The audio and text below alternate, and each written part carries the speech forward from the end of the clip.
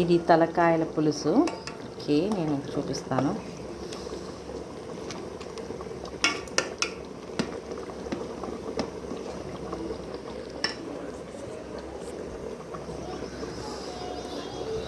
ఇది చేపల పులుసు అండి. తలకాయలు నేను సపరేట్గా పులుసు పెట్టాను.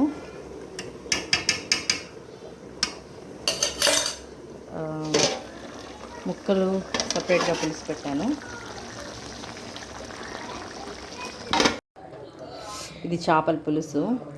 సో దీంట్లోకి నేను ఈ జనపాయ వేస్తూ ఉన్నాను.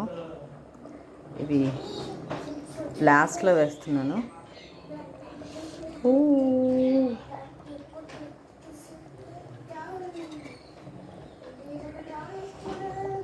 ఒక సైడ్కి వేసేసేసి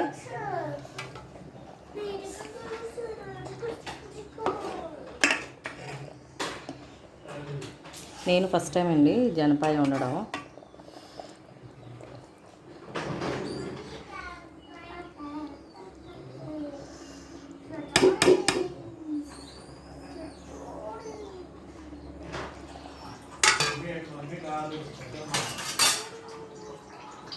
మూత పెట్టేద్దాం.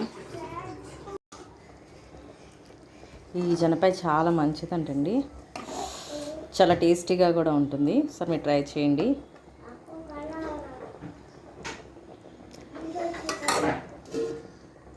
క్లోజ్.